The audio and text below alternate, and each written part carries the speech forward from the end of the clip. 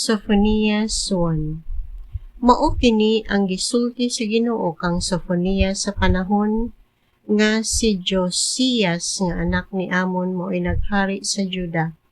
Si Sophonias anak ni Kusi nga anak ni Gedalias nga anak ni Amarias nga anak ni Ezekias.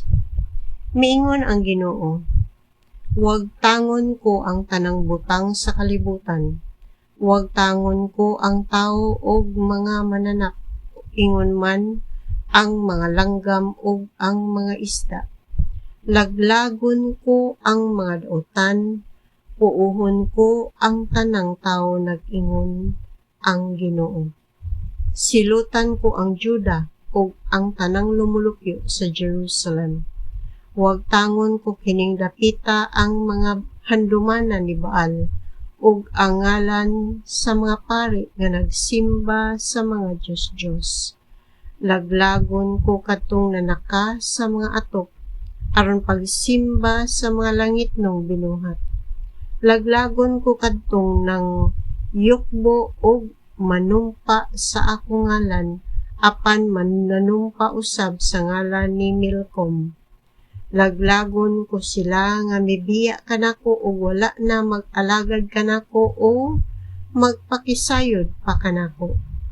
Paghilom kamo atubangan sa Ginoong Diyos, kay duol na ang adlaw nga siya maghukom.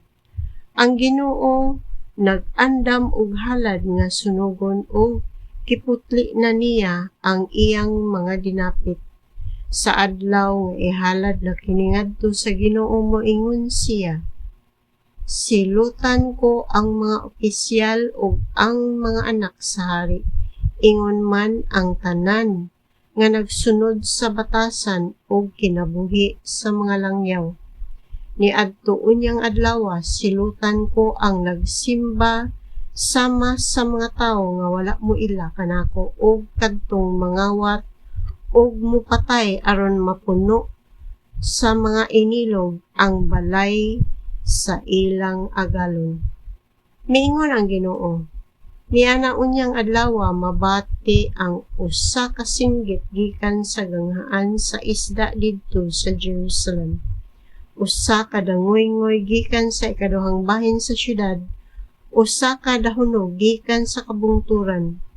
Panghilak kamo o mga lumulupyo sa ubos nga bahin sa syudad, kay wala na ang mga negosyante, gipamatay na ang mga nagbaligyag plata. Niadtong panahona siksikon ko ang Jerusalem, ginamit ang mga suga.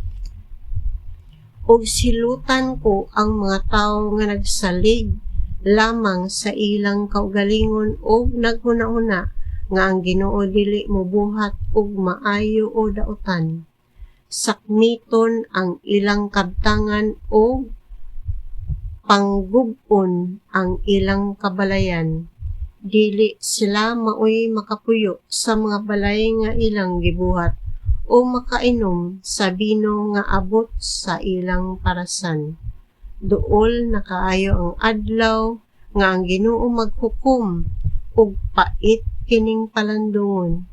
Muhilak unya bisan ang taong isog, kay ang maong adlaw man sa kasuko, adlaw sa kaguol ug kapait, adlaw sa kadaot ug kalaglagan, adlaw sa kangit-ngit ug kadulom, adlaw sa panganod o sa dag-om, adlaw sa pagpatingog sa trompeta o sa awhag, sa pagpakigubat batok sa kinutaang mga syudad o sa habog nga mga bantayanan sa paril.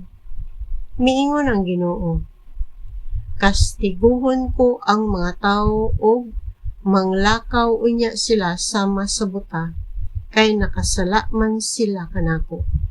Pabuhagayon ko ang ilang dugo sama sa tubig, ug ang ilang unod mga dunot ug mga baho.